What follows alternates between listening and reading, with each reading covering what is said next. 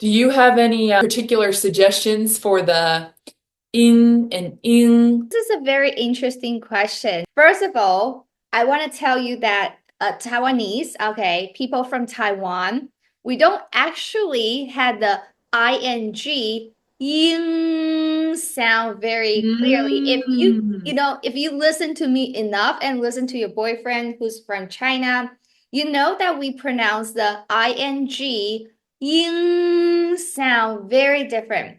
So Mm.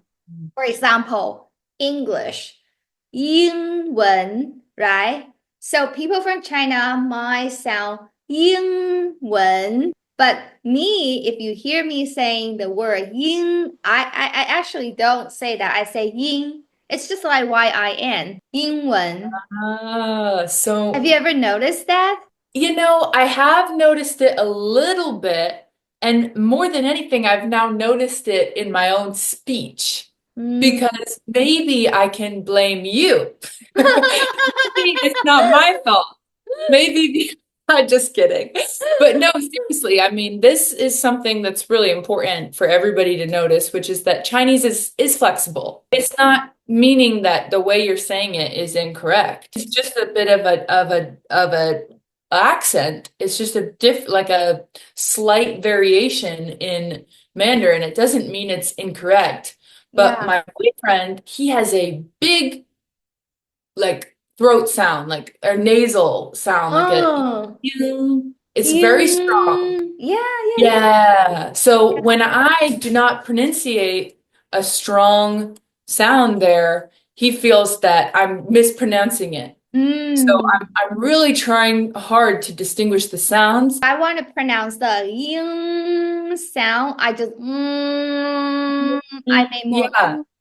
like the It's nasal. yeah, it's actually all coming from your nose, guys. So you should feel your nose is like vibrating. Yeah, yeah. Yung. And I also because I heard some students ask me like, oh, if in the end we're all speaking fast and nobody enunciate every word, why do I bother learning how to pronounce every word clearly? Here's my answer. I will use my experience of learning English, like the word you say, important. When I was learning English as a beginner, I enunciate, I know every sound and I practice every sound clearly at first, important. And then when I go to the real world talking to Americans, native speakers, they say important. First, I'll be like, huh? Important. Oh, okay. That's how you reduce the sound or swallow the sound. So what I'm trying to say is first, you have to know the sound, each sound clearly. And when you hear the variation or the differences, and you know that, oh, that's how they reduce sound because originally it sounds like this, and now it's like that, you know. And same as in Mandarin Chinese, ing sound is ying. And then you hear Taiwanese people say ying. Oh, okay, maybe they cut the nasal sound in Taiwan. So Mhm. I think it's for me, it's quite important to learn the standard sound, clear sound first. And when you hear the variation, you know, oh, how they changed the original sound. Yeah, I mean, if anybody needs another example, if you've ever worked with, especially here in America, a lot of the customer services people that we talk on the phone are outsourced to other countries, so Mm, non-native speakers. And mm, they often speak really quickly and a lot of the times pretty poor pronunciation. And it mm, can be really hard for us, even as native speakers, to understand. mm, Um, if they so it doesn't mean that their knowledge of vocabulary and grammar is not good.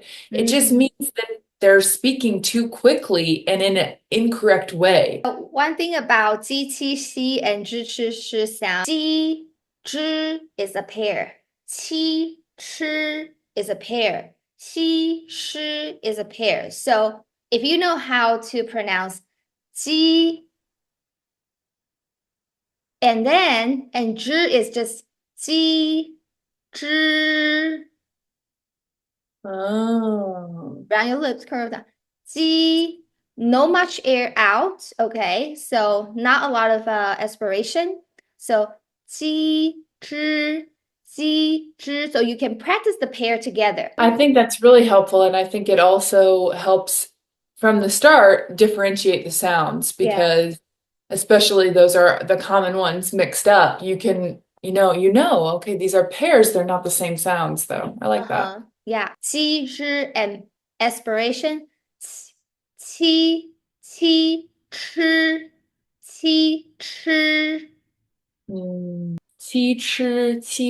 Yeah, it's good to pair them up like that. I like that. Uh-huh. So the she sound, I think I saw your note. You say it's like hiss like a cat or a snake, right? Mm-hmm. Ah. So she, shi is a pair. Okay. Yeah. Mm. 西施. Ah, yeah, it's the same amount of air, different tongue placement. Is that what you're saying? Right, right, right. What about anybody who's struggling with the difference between 日 and 热 or 四 and 色? 字, Oh. 色. So what's your struggle? Because I heard you pronounce pretty well. So can you tell me what is your struggle? I think especially when I'm speaking naturally and it's in a word like maybe 汉字, Mm, especially because we need to know it's a 字, it's a character where I'm talking about 字. uh, I need to like be really careful not to say 汉字. So I think when I talk a little faster, and again, this just goes back to our previous topic of, hey, slow down. But I can sometimes find myself placing the I sound where the E sound should be. It could just be hard. The way I solved it is to just really focus and do them back to back, do some drills like mm, 热, 四, 色, 字, 字. It's hard, but you get better at it the more you practice it and listen to words and audios with lots of those sounds. But I okay. would love to hear if you had any other suggestions. Maybe you can just make a comment on if I was learning it for the first time, because I have practiced it now, so that's why it sounds all right. But maybe before I had a hard time distinguishing the sounds. Yeah, I think the pinyin, like the English alphabet E, this is just Mm. the sound. So 我很饿 it's the same sound. So 日热 my students cannot pronounce the ending sound sound. I would suggest them to exaggerate 热 think of hungry 热 Yeah. I don't know Yep. if that's helpful. Yeah, I think it is. And I think the fact that we just comment about it, maybe we'll have everybody kind of thinking, hey, am I pronouncing this correctly? Yeah. Because there's been a couple times that I have definitely messed up the pronunciation on those. And my boyfriend's like, hey, when you're talking about the word z, if you're specifically talking about that as by itself, you better make sure that you say z so people know what you're talking about. If you say Oh, 这个 z, they're gonna be like, oh. huh? When you're talking about 汉字, remember 字 and Mhm. is different mouth shape, different mouth. Yeah, So it's when it's 字 ci 四 and yeah. uh-huh 这 se that's the sound, right? Hope that's Well, helpful. it is helpful. And I think that it just goes back to the fact of we need to be dramatic. You can be Mm, dramatic with your face shape at first. Actually, when you watch Chinese speakers speak, their mouths actually do not move that much. It's not like English where mm, they have all this dramatic face movement, especially in the American accent. We are like going mm. all over the place with our mouth shape. Yeah, Chinese is not like that. But at first, you can be like, 汉字, Oh, 汉字, can right. really be obnoxious, and that will help you. You want to practice the word 出去. Yeah. That was my first major struggle. I just can remember, I feel like I have a scene where I'm sitting in the bathroom and I'm listening to audios. I had all my friends send me audio, send me this word, 出去.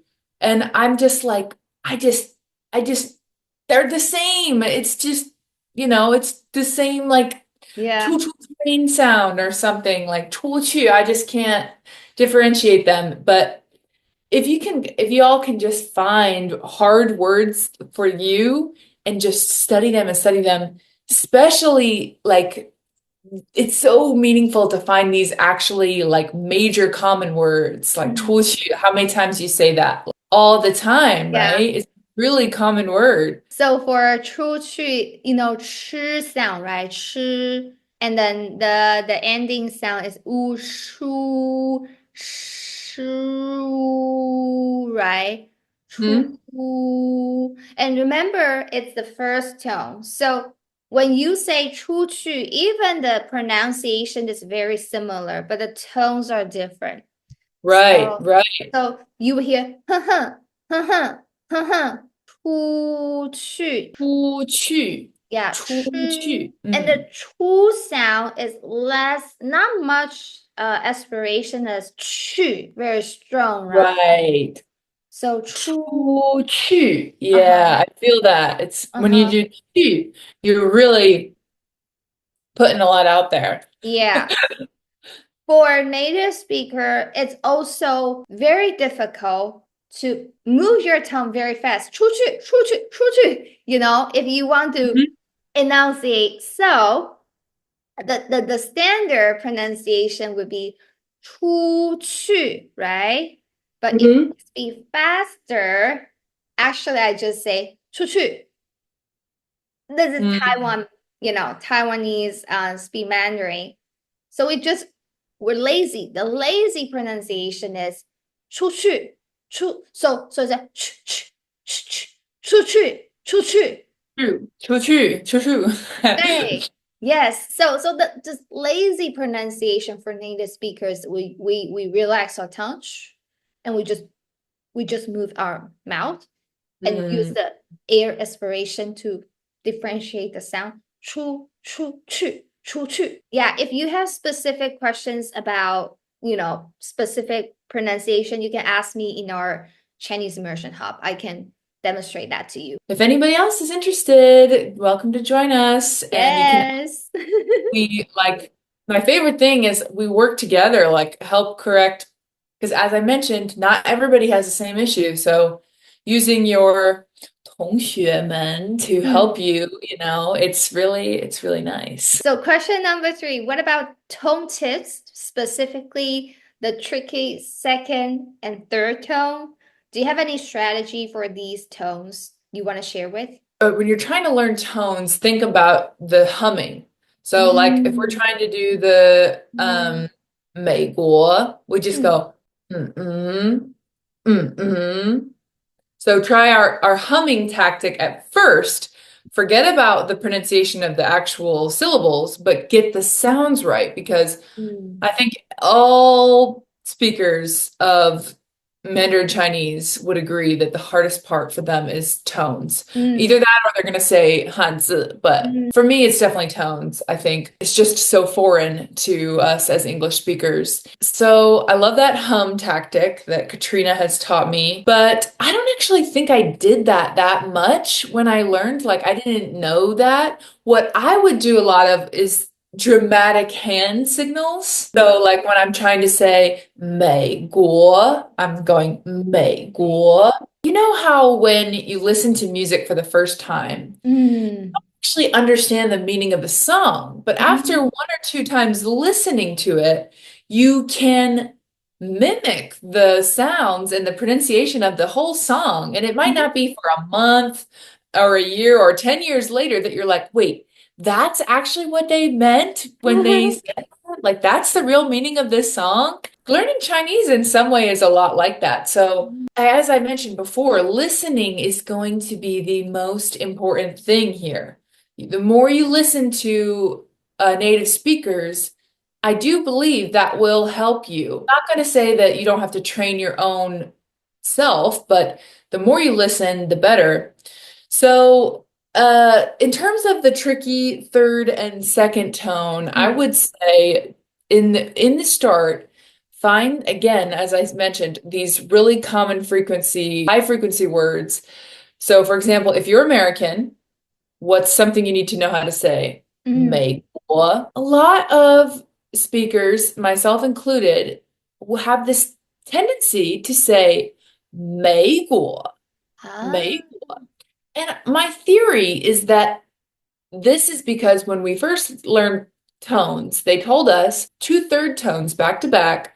Your first tone is going to become a second tone. For example, 我感觉 嗯 it should be 我, but we are not going to say 我感觉.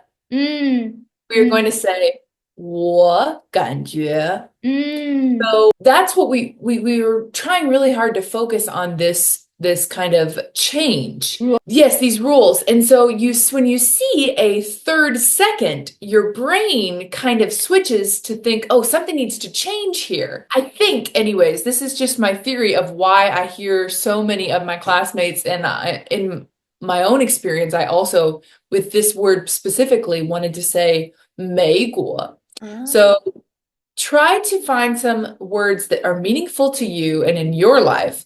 So, for example, for me, I like to play basketball. So, 嗯 篮球, 嗯 篮球, that was one of the first words I learned because if somebody asks me, 你的爱好是什么?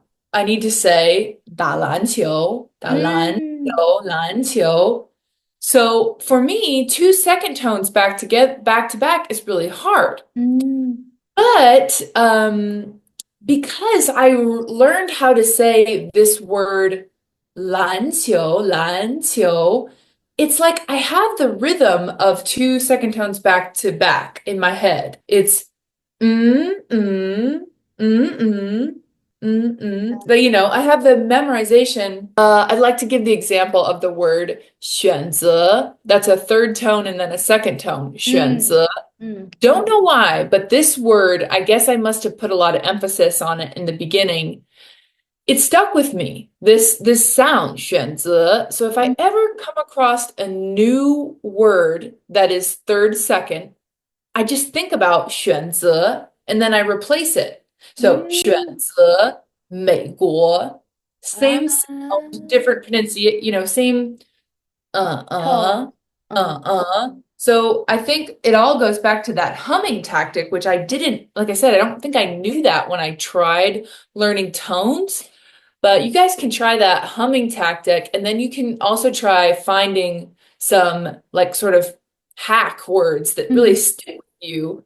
You get feedback. Once somebody tells you you've done it right and you continuously are doing it right, you can kind of use that as a model, as a template. I know a lot of students that are struggling with the second tone. I just tell my student, think about you have a question. Huh? Huh? Huh? Mm, mm, huh? 啊，Huh?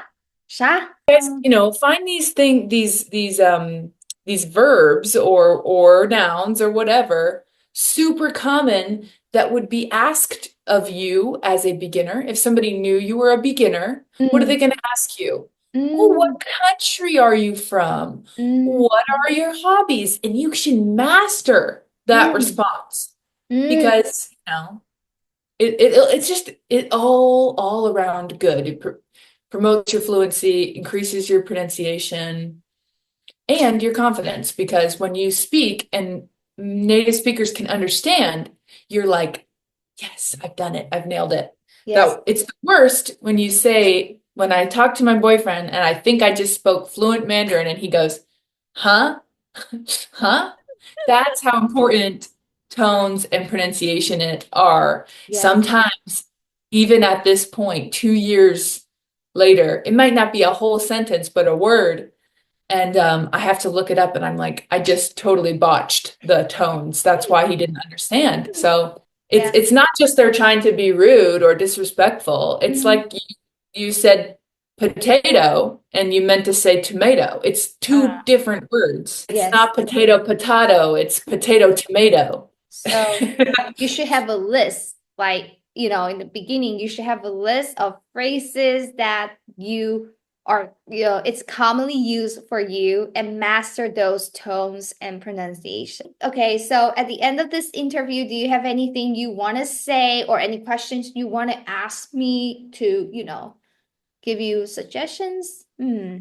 Well, two things. First thing I would just like to say to everybody, which is that just don't give up, and you have to be patient. These things take a long time. I'm sure there's some YouTuber out there who says that you can get fluent in 6 months. Sure, maybe they can do it, but for most of us, it takes years. I mean, look at how fluent Katrina speaks English. It took her years. It took a lot of practice. And she's still practicing. What have you been learning 20 years now? And you're More than still 20 years, I'm still practicing. learning. So adopt the perspective of that this is your lifelong journey, as we've just talked about many times on this channel. And then my second advice is to join the Chinese Immersion Hub so you can practice your pronunciation with us. It's for me, it's just been one of the best things I could have done for my Chinese learning journey. Everybody I talk to says my Chinese has exponentially increased in the past 4 months, and I can't help but correlate that with joining the club. So join us, guys. Join us. I think it's really helpful because in our Chinese Immersion Hub, we have a chat, exclusive chat that you can record your sound and send it to your classmate and get feedback from teacher and classmates. If you want to improve your pronunciation or speaking, you can even make a list of things you want to practice your pronunciation and tones with, or you could work with your classmate to make a list and practice all together. So having feedback, having a professional guidance and feedback, and a supportive teacher, friends, I think they are all very important. It's not only for your pronunciation, but also for your speaking fluency, listening, and everything. Feedback is huge. Yeah, feedback is huge. It is huge. Yeah. Thank you so much for coming here today, Yimong. Thank you so much. Okay. Hope it wasn't too much information, but I really enjoyed getting to share my experience with everybody. So thank you for listening today, everybody. It's very helpful and I really appreciate it. Thank you so much. So let's say goodbye to the audience. Thank you. Bye-bye. Bye-bye.